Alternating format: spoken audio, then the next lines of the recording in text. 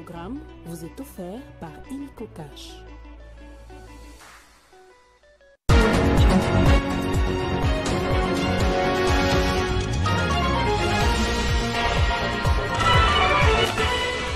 Situation sécuritaire dans l'Est de la RDC, le Conseil de l'Union européenne va se réunir ce lundi pour une nouvelle évaluation. Il va également annoncer des sanctions individuelles contre des responsables rwandais. Et dans l'entretemps, Kinshasa vient de confirmer sa participation ce mardi aux négociations à Luanda face aux rebelles du M23. Lancement ce samedi de l'École nationale des criminologies par le ministre de la Justice à l'UPC, une réouverture après sa fermeture en 1987. L'initiative vise à renforcer les compétences des acteurs judiciaires et sécuritaires face aux défis criminologiques contemporains en RDC. Guerre en Ukraine, le président des États-Unis Donald Trump et son homologue russe Vladimir Poutine vont discuter cette semaine de Kiev. Après la proposition des trêves de Washington, beaucoup de choses doivent être encore discutées. Nouveau journal sur Télé 50, bienvenue à tous. Les conseils de l'Union européenne va se réunir ce lundi pour évaluer une nouvelle fois la situation sécuritaire dans l'Est de la République démocratique du Congo due à l'agression rwandaise avec ses supplétifs de 1,23. Le conseil va également annoncer le même jour des sanctions individuelles contre des responsables rwandais, elle qui avait déjà confirmé qu'une liste était en cours des préparations pour les sanctions ciblées aux autorités rwandaises. Entre-temps, tend vers une participation des Kinshasa aux discussions avec le M23 à Luanda.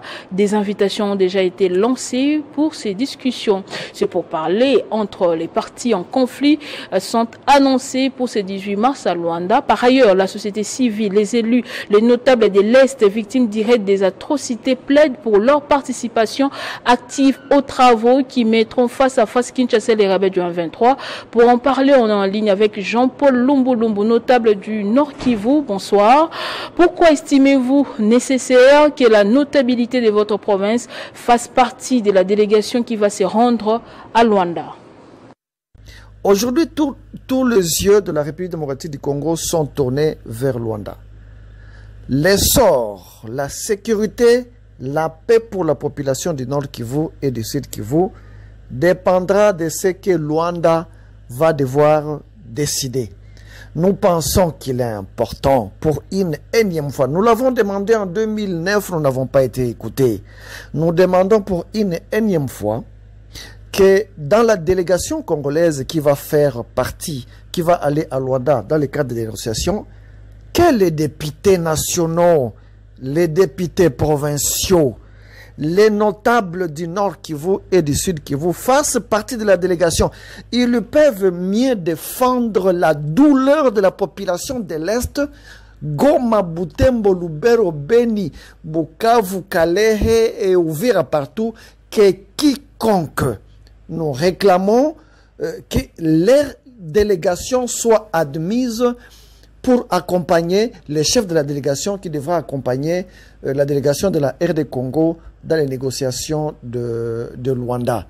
À cet effet, la population de Nord Kivu se verra triplement représentée et ça va rassurer la population du Nord Kivu que ces représentants et qui maîtrisent et qui souffrent de la peine dont elle souffre pour le moment est en train de la représenter dans ces négociations-là et qu'au terme des négociations, ça sera des résolutions qui prendront en compte non seulement la souffrance, mais la nécessité de la réparation de toutes les souffrances endurées par la population de l'Est du pays, notamment la province du Nord Kivu et du Sud Kivu, par le fait de l'occupation de l'armée rwandaise. C'est une demande de la notabilité de l'Est de la République, à travers celle du Nord Kivu, qui demande à ce que le président de la République agrée la participation des députés nationaux, des députés provinciaux, voire des ministres, et des notabilités indépendantes de la province du Nord Kivu et du Sud Kivu dans la délégation à Luanda.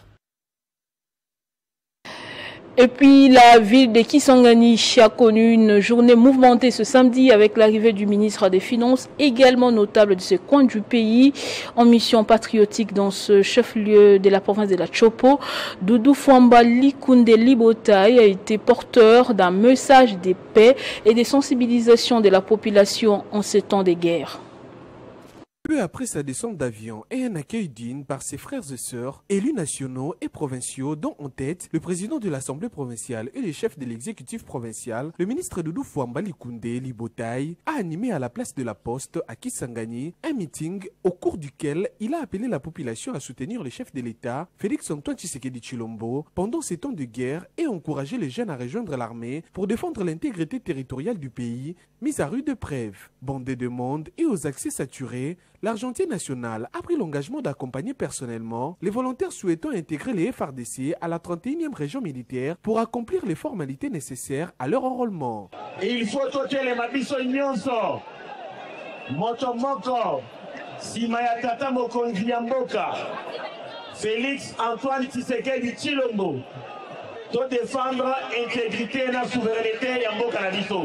Tokani, na lingete bino banso, ba jeune, bozala prêt, ya kwadere, et kokota, na kati ya milongo ya mampinga na biso FARDC. Tout en appelant à la vigilance tous azimuts, le notable Doudou Fwamba Likunde a évoqué les grands travaux en cours et les différentes réalisations accomplies par le président Félix-Antoine Tshisekedi dans la Grande Orientale dans un contexte de paix. Il a en outre martelé sur la légitimité du pouvoir du président Félix-Antoine Tshisekedi, massivement réélu en 2023, et la règle démocratique qui impose d'accéder au pouvoir par voie des urnes et non par les armes. Tous à la mobiliser, tous soutenir Mokonzi ya mboka, na bitumao tozanango. Tozana posa, ya kimia ekota na mboka na biso. Tokoluka yango na nzela ya diplomatie, soki emonani na nzela wana te, na nzela ya makasi tokozwa yango. Tokadi, eloko oyo tokoprivilégié, ezali kimia d'abord, ekota. 10 millions de morts, ça suffit. Signalant qu'à l'entame de son discours, le ministre Doudou Fwamba Likunde a remercié toute la population et sa base naturelle pour l'accueil chaleureux, mais aussi au gouverneur de province ainsi que toutes les autres autorités et forces vives de la Chopo pour leur implication pour cet événement. Le mois de la femme se poursuit avec ses activités au sein du parti Ardev. La Ligue des femmes du Haut-Katanga a organisé un culte des prières en faveur d'une paix durable à l'est de la RDC. Victime d'une guerre d'agression de la part du Rwanda et ses supplétifs du M23 AFC, c'était aussi une occasion de rendre grâce à Dieu pour l'élévation de Jacques Kabula Katoué, président de ce parti, élevé au rang des membres du présidium de l'Union sacrée de la nation. Cette rencontre spirituelle, marquée par des prières et des moments de louange, organisée par la Ligue des femmes de l'Action pour la rupture et le développement ARDF en faveur de la paix à l'est du pays, et pour rendre grâce à Dieu à l'occasion de l'élévation du gouverneur Jacques Kabula Katoué au présidium de l'Union sacrée, a rassemblé plusieurs personnalités politiques, notamment le gouverneur de province Jacques Kabula Katoué, qui est aussi autorité de référence de cette formation politique, le bureau de l'Assemblée provinciale du Haut-Katanga, représenté par l'honorable Eugénie Tchami Boukassa, les élus provinciaux, le membre du gouvernement provincial et plusieurs autres femmes, membres des partis politiques et associations.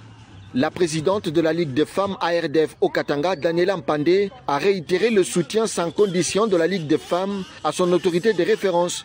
La ministre provinciale en charge du genre, famille et enfants, Valérienne Mumba Kiboko, a pour sa part salué l'organisation de ces cultes pour une cause philanthropique.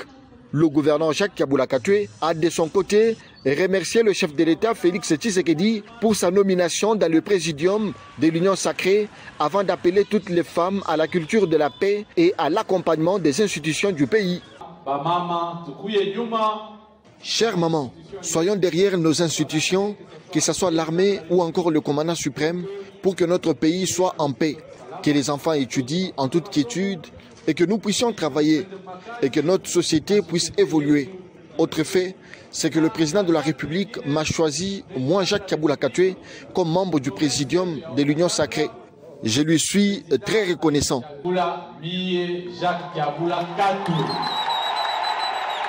Il s'ensuivra une exhortation inspirée du livre d'Esther, chapitre 5, versets 1 à 5, et une collecte de fonds et des biens en nature en faveur de vaillants soldats et les Wazalendo engagés au front à l'est du pays. Et puis la représentation des étudiants du Congo REC a procédé ce samedi à Kinshasa au lancement d'une campagne d'éveil patriotique dénommée Ensemble Pona Ekolo. L'activité s'était déroulée dans l'enceinte de l'université de Kinshasa. Suivez. Je suis étudiant, je ne serai pas manipulé contre ma nation. C'est par ces propos que la représentation des étudiants du Congo a lancé la campagne intitulée Ensemble Pona Ekolo.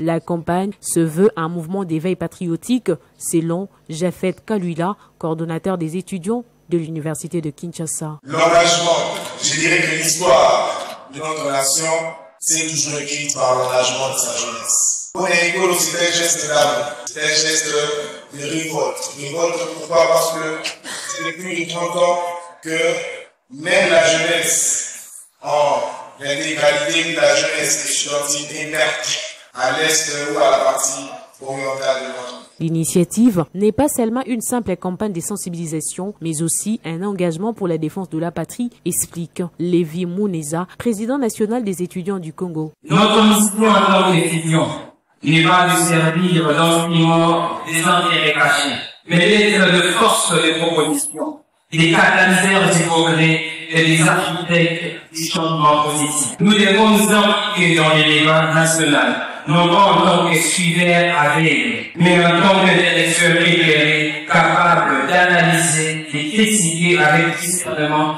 et de proposer des solutions constructives pour l'avenir de notre pays. Ainsi, les étudiants disent non à la manipulation et prennent la décision d'être des acteurs clés pour le changement, ainsi participer à l'essor de la République démocratique du Congo. Autre chose, le projet de construction des rocades de sud-est et sud-ouest de Kinshasa qui s'inscrit dans le cadre du programme sino-congolais va bon train. Constat de l'inspecteur général, chef des services de l'inspection générale des finances, Jules Alinguete, lors d'une visite des différents chantiers en cours d'exécution. Témoin de l'événement, Jean-Marie Kassamba, président provincial de l'UNPC Kinshasa et patron de l'espace 50, salue la révisitation du contrat sino-congolais par l'IGF qui permet aujourd'hui de bénéficier de ces grandes infrastructures routières. Nous sommes à Kinshasa, précisément dans la commune de Mongafula, où s'exécute à une vitesse de croisière le projet de construction des rocades des sud-est et sud-ouest de Kinshasa. Ce projet, qui s'inscrit dans le cadre du programme sino-congolais, est financé par la SICOMINE. L'inspecteur général, chef de service de l'inspection générale des finances, Jules Alinguete, visite les différents chantiers en cours d'exécution en présence du directeur général de l'Agence congolaise des grands travaux et de la presse, conduite par son président provincial, Jean-Marie Kassamba. Jules Alinguete, qui a reçu toutes les explications concernant le déroulement des travaux et leur durée auprès de la société d'infrastructure sino-congolaise SIX, se réjouit de la révisitation du contrat chinois qui produit déjà ses fruits. Depuis la signature de l'avenant numéro 5, les travaux ont repris. Il doit être compris que les 80 millions de dollars de travaux avant 2024, nous sommes passés à 324 millions de dollars par an de travaux des routes au bénéfice de la République démocratique du Congo. Et dans ce cadre, 3 projets ont effectivement démarré. Il y a les rocades de la ville de Kinshasa. Les gens doivent comprendre qu'une rocade, c'est une route rapide qui longe ou qui contourne une agglomération ou une ville pour permettre une circulation rapide, particulièrement dans des zones où il y a beaucoup d'embouteillages. Les travaux sur les 2 rocades ont déjà démarré. Donc aujourd'hui, nous avions eu à visiter les 2 rocades en commençant par Kimwenza, en remontant jusqu'à Mboudi. Ces travaux de rocades vont coûter 395 millions de dollars pour 63 km de route. Nous devons sincèrement féliciter son Excellence, Monsieur le Président de la République, chef de l'État, pour avoir matérialisé sa volonté, sa détermination à révisiter les contrats s'y combinent pour donner à la RDC les meilleurs bénéfices. Le patron de la presse de Kinshasa, Jean-Marie Kassamba, témoin de l'événement, constate avec joie l'évolution des travaux et pense que ce projet permettra de fluidifier la circulation routière dans la capitale. Je pense que ces rocades vont permettre le désenclavement de la circulation autour de Kinshasa. C'est une façon de montrer qu'à Kinshasa, il n'y a pas suffisamment de routes. Et l'IGF, avec Alingué Téjul, inspecteur chef des services, a pu, avec le gouvernement congolais, renégocier avec les Chinois, le partenariat que nous avons avec les Chinois. Le retombé de ces négociations ont donné des moyens suffisants pour pouvoir faire des routes d'abord. L'avantage est que le financement de ceci est déjà garanti, c'est-à-dire qu'on a déjà donné les périmètres, les chantiers sont en cours, à la fois ici à Kinshasa mais aussi à l'intérieur du pays. Et c'est une visite qu'on est venu pour faire ce constat. C'est une très bonne chose pour le pays. Il faut noter que le projet de la construction de la rocade sud-est de Kinshasa part de la route nationale numéro 1 au quartier Mbenseke et se prolonge jusqu'à l'avenue Lumumba à l'entrée de l'avenue Ndoku à la jonction avec la province du Congo central. Signalons que plusieurs artistes de renom, dont Gou Michel et Fiston Saïsaï, étaient présents à cette activité.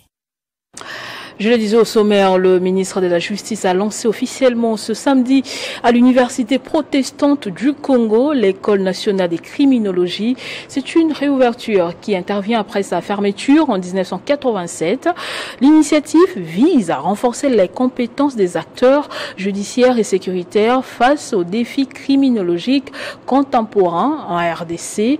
Selon Constant Moutamba, 3500 jeunes candidats inspecteurs judiciaires ont passé les concours d'admission. 500 seront retenus pour une formation d'une année avant leur intégration à ces corps d'élite.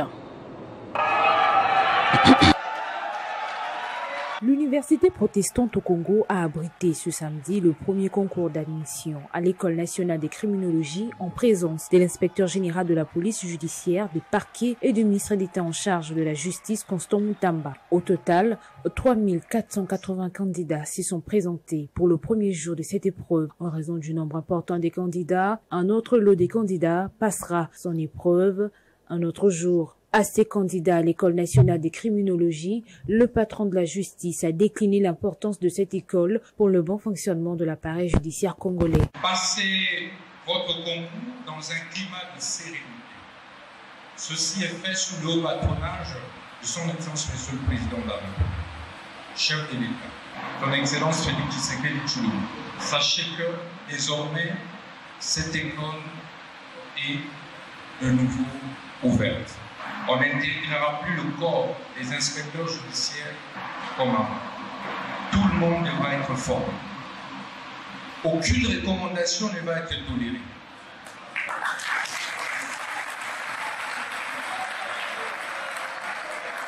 Plus de 3 décennies après le dernier concours d'admission à cette école nationale des criminologies, cette relance des activités au sein de cette école est un acte louable et entre dans les réformes de la justice congolaise voulues par le chef de l'État Félix Tshisekedi, menées par le ministre Constant Moutamba.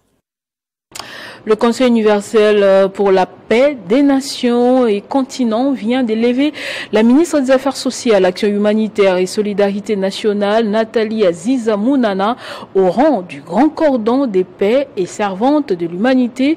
Ces titres honorifiques vont permettre à la ministre de siéger désormais au Conseil universel de la paix, faisant d'elle la première ministre du gouvernement souminois à occuper ces prestigieux postes. À l'occasion de la journée glorieuse universelle de la paix organisée par le Conseil universel pour la paix des nations et continents, CULPAC en sigle, la ministre des Affaires sociales, Action humanitaire, Solidarité nationale, Nathalie Aziza Mounana, a été élevée au titre de grand cordon de paix et servante de l'humanité, titre honorifique et de noblesse de CULPAC. Nous sommes heureux de vous remettre l'acte de paix, vous sanctionnant comme grand cordon et servante de l'humanité. Pour marquer l'événement, les emblèmes et insignes de la paix, à savoir la couronne, le coulier et les livres, ont été remis symboliquement à la récipiendaire Nathalie Aziza Mounana par l'émissaire européen, en attendant la grande cérémonie de la remise officielle des emblèmes qui se fera très prochainement à Bruxelles. Pour la lauréate du jour, Nathalie Aziza Mounana, la paix doit être cultivée au quotidien de tout le monde. Pour l'émissaire européen, Nathalie Aziza Mounana est une femme exceptionnelle qui mérite amplement ce titre. Elle est spéciale. Elle n'est pas comme les autres. C'est une dame de très grande qualité. Pour immortaliser son élévation, le grand cordon de paix et servante de l'humanité, Nathalie Aziza Mounana, a apposé sa signature dans les livres d'or du Conseil universel pour la paix des nations et continents. Désormais, le nom de Nathalie Aziza Mounana est inscrit aux côtés des grands hommes et femmes de paix, à l'instar de Nelson Mandela, Simon Kimbangu, Martin Luther King, Mère Teresa, Desmond Tutu, Princesse Lady Diana. À la seule différence de ces hommes et femmes de paix, Nathalie Aziza Mounana va siéger au Conseil universel de paix. En sa qualité de grand cordon de paix et servante de l'humanité, faisant d'elle la première femme congolaise et africaine à occuper ces postes. Ceci est le couronnement de ces 36 ans dans l'humanitaire. Affaire suspension du directeur général de l'ANADEC. Après la clarification apportée par le cabinet du ministre Louis Watoum, c'est au tour de son parti politique de monter au créneau pour dénoncer une certaine manipulation dans les dossiers. L'APEC, avec à sa tête le cadre du parti politique Dominique Union PU, a dans une déclaration affirmé s'être réservé le droit d'engager des actions en justice contre toute tentative de diffamation visant son visionnaire et initiateur.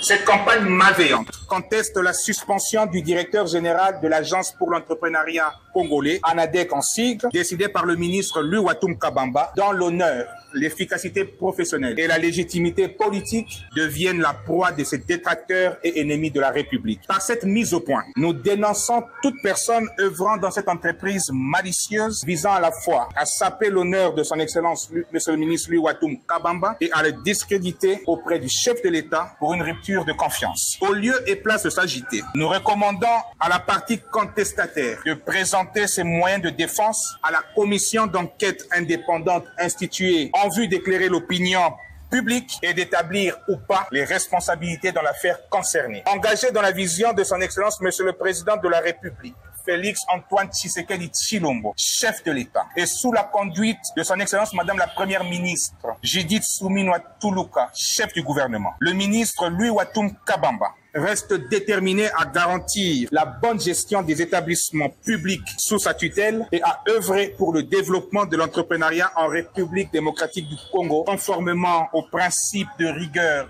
d'intégrité et de transparence. Ensemble, nous réitérons notre loyauté à son Excellence Monsieur le Président de la République, Félix Antoine Tshisekedi Tshilombo, chef de l'État, qui ne ménage aucun effort pour la restauration de la paix et la sécurité à l'est de la RD Congo. Nous réitérons notre indéfectible soutien à son Excellence Monsieur Louis Watoum Kabamba, notre visionnaire et initiateur du parti, et nous nous réservons le droit de traduire en justice tout auteur de dénonciations fallacieuses à son endroit. Faites à Kinshasa le 15 mars 2025 pour le parti ingénieur Dominique Ounian-Peo, secrétaire général.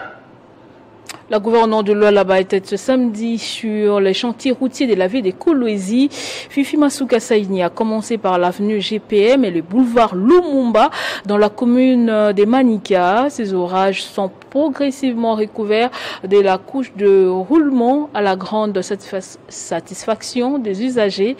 Elle en a profité pour adresser un message d'encouragement aux FARDC, aux compatriotes résistants au Wazalendo ainsi qu'au président de la République Félix Antoine Tshisekedi. Samedi 15 mars 2025, une journée sans repos pour la gouverneure du Lualaba. Marie-Thérèse Masuka Saini l'a consacrée à l'inspection des chantiers infrastructurels initiés par son gouvernement. Elle a commencé par l'avenue GPM dans la commune Manika où la couche d'enrobé était déjà posée quelques heures avant. Il s'agit d'un projet de 2 km pour cette partie de la principale ville du Lualaba. L'objectif étant de décongestionner la route nationale numéro 39. Les tranchées seront également aménagées de part et d'autre de la chaussée pour la protéger contre les eaux de pluie. La chef de l'exécutif provincial s'est ensuite rendue sur le chantier du boulevard Lumumba. La première partie de cet axe de la route nationale numéro 39 est également en cours de revêtement avec la couche de roulement.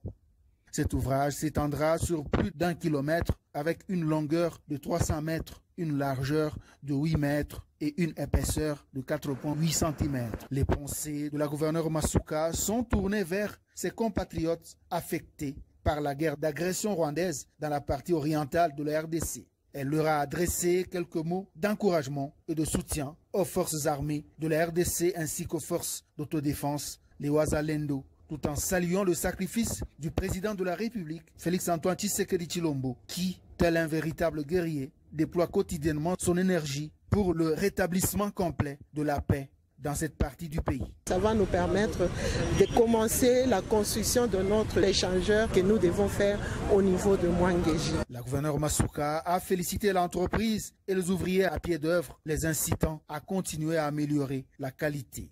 Les voies de canalisation d'eau sont construites simultanément avec la chaussée. La première partie du boulevard Lumumba sera ouverte aux usagers dans les tout prochains jours. En outre, la chef de l'exécutif provincial a profité de ces moments pour sensibiliser encore la jeunesse lualabaise à rejoindre les rangs des forces armées de la République. Non loin de là, la députée Régine Taribi Zawadi, au cadre du parti politique ACO et coordinatrice de l'ASBL Horizon Sama Lukonde Kenge au Salcan Sigle, était face à ces différentes structures des femmes de la ville de Lubumbashi dans le Haut-Katanga. Il était question de les sensibiliser sur les thèmes tant nationaux qu'internationaux dédiés à ce mois de la femme et aussi l'actualité des leurs en République démocratique du Congo. Suivez. Dans cette grande salle du lycée Twendeleye, l'honorable Régine Taribi Zawadi a fait un carton plein. Ces femmes, elles sont issues de ces différentes bases de la ville de Lubumbashi. À l'entrée de l'hôte de l'événement, l'honorable Régine Taribi Zawadi, l'accueil était délirant.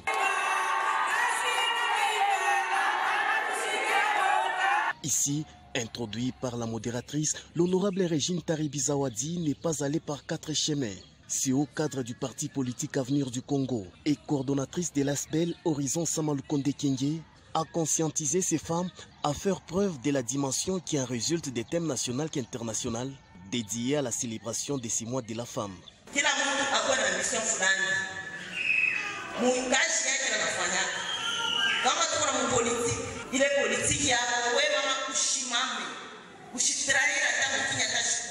Prêchant l'amour tout en se basant sur le message de la cohésion nationale véhiculé tout récemment à Lubumbashi par son mentor et speaker de la Chambre haute du Parlement Sama Lukonde Kenge, l'honorable Régine Taribi Zawadi a appelé ses bases à bannir les antivaleurs et à se ranger derrière le président Félix Tshisekedi Tshilombo et aussi son autorité morale de l'ACO, l'honorable Dani Banzamaloba, qui ont toujours milité pour l'épanouissement de la femme dans tous les domaines de la vie.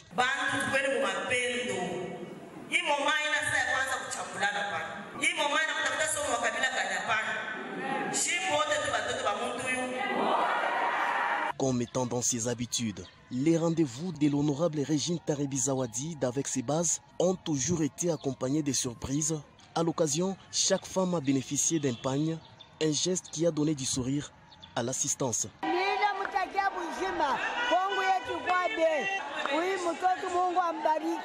Et c'est dans une ambiance conviviale que l'honorable Régine Taribi Zawadi s'est séparée d'avec ses femmes de ses bases de la ville de Lubumbashi. Dans le monde, l'émissaire américain Steve Witkoff a affirmé ce dimanche que le président des États-Unis, Donald Trump, et son homologue russe Vladimir Poutine vont discuter cette semaine de l'Ukraine. Après la proposition des trêves de Washington, beaucoup de choses doivent être encore discutées, mais je pense que les deux présidents vont avoir une discussion vraiment bonne et positive cette semaine, a déclaré Steve Witkoff, en affirmant que Moscou, Kiev et Washington veulent que tout cela se termine. Et ce journal est terminé. Place au rappel des titres. Situation sécuritaire dans l'Est de la RDC. Le Conseil de l'Union européenne va se réunir ce lundi pour une nouvelle évaluation. Il va également annoncer des sanctions individuelles contre des responsables rwandais. Et dans l'entretemps, Kinshasa vient de confirmer sa participation ce mardi aux négociations à Luanda face aux rebelles du M23. Lancement ce samedi de l'École nationale des criminologies par le ministre de la Justice, une réouverture après sa fermeture en 1987. L'initiative vise à renforcer les compétences des acteurs judiciaires et sécuritaires face aux défis criminologiques contemporains en RDC. Guerre en Ukraine, le président des États-Unis Donald Trump et son homologue russe Vladimir Poutine vont discuter cette semaine de Kiev. Après la proposition des trêves de Washington, beaucoup de choses doivent encore être discutées. Merci de nous avoir suivis des partout. L'information reste en continu et en temps réel sur votre télévision.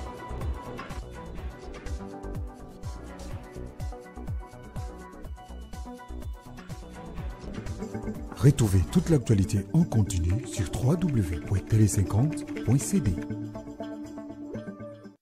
Ce programme vous a été offert par Illico Cash.